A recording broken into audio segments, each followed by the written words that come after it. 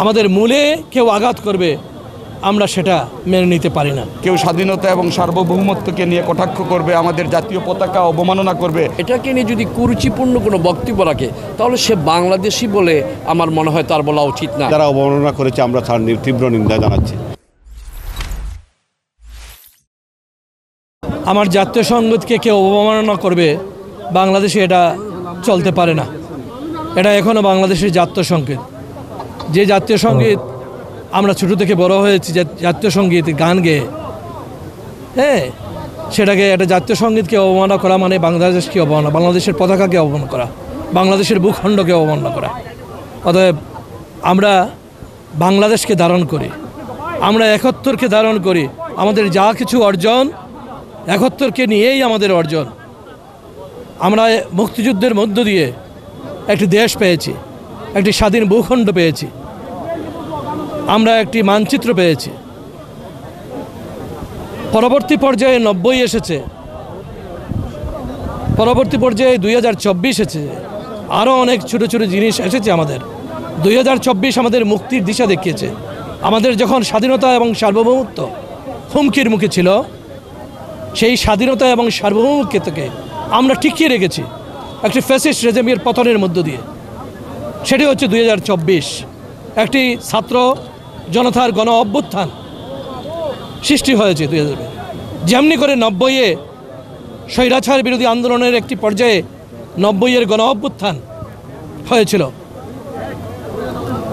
৯০-এর গণ অভ্যুত্থান থেকেও বড় ছাত্র জনতার গণ অভ্যুত্থান হয়েছে ২০২৪-এ।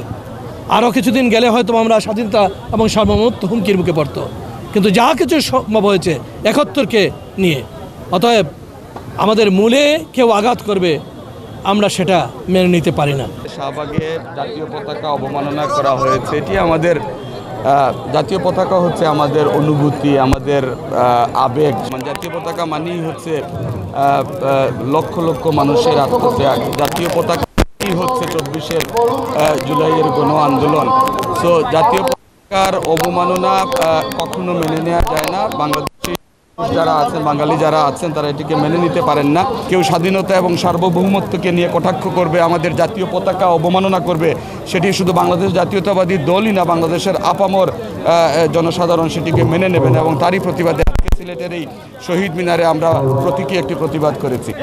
বাংলাদেশের পতাকা এবং জাতীয় সঙ্গীতকে নিয়ে ষড়যন্ত্র করে, তখন আমরা বাংলাদেশ জাতীয়তাবাদী দল হচ্ছে মুক্তিযুদ্ধের সপক্ষের দল। ১৯৭১ সালের ২৬শে মার্চ মহান স্বাধীনতার ঘোষণা দিয়েছিলেন আমাদের বাংলাদেশ জাতীয়তাবাদী দলের প্রতিষ্ঠাতা আমাদের শহীদ প্রেসিডেন্ট জিয়াউর রহমান।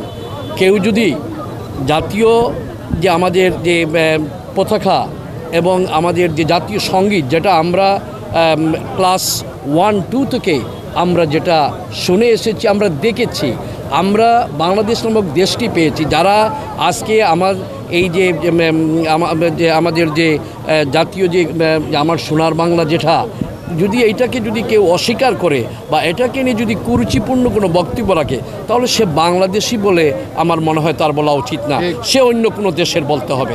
আমি এইটুকুই সংক্ষেপে বললাম। যারা জাতীয় পতাকা এবং মহান মুক্তিযুদ্ধ এবং বিশেষ করে আমাদের যে আমার সোনার বাংলা যেটি, এটা নিয়ে যারা ষড়যন্ত্র করবে তারা কোনো অবস্থায় তারা বাংলাদেশের সপক্ষের লোক না, এবং বাংলাদেশকে তারা স্বীকার করে না। যারা বাংলাদেশকে স্বীকার করে না তারা বাংলাদেশ থাকার অধিকার আছে বলে আমার মনে হয় না। ৭১ সালের যে মুক্তিযুদ্ধ ছিল সমস্ত বিশ্বের কাছে বাংলাদেশি জাতি হিসাবে আমাদেরকে প্রতিষ্ঠিত করা। আর ২৪ সালে যেটা হয়েছে সেটা এদেশের মানুষকে ফ্যাসিবাদের দূষরদের হাত থেকে, ফ্যাসিবাদ থেকে জাতিকে রক্ষা করে একটা গণতান্ত্রিক সরকার প্রতিষ্ঠা করা, সেটাই আমাদের লক্ষ্য ছিল। আমরা যে মুক্তিযুদ্ধের মাধ্যমে দেশ স্বাধীন করেছি, যেটার আমাদের জাতীয় সঙ্গীত আমার সোনার বাংলা আমি তোমায় ভালোবাসি, সেটাকে যারা অবমাননা করেছে আমরা তার তীব্র নিন্দা জানাচ্ছি।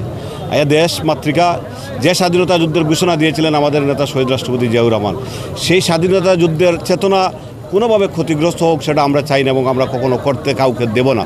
ইনশাআল্লাহ বাংলাদেশের পতাকা যতদিন থাকবে, বাংলাদেশ নামক রাষ্ট্রটি যতদিন থাকবে, এদেশের মানুষ মুক্তিযুদ্ধকে স্মরণ করবে, জুলাই আগস্ট গণঅভ্যুত্থানের যারা শহীদ হয়েছেন তাদেরকে স্মরণ করবে।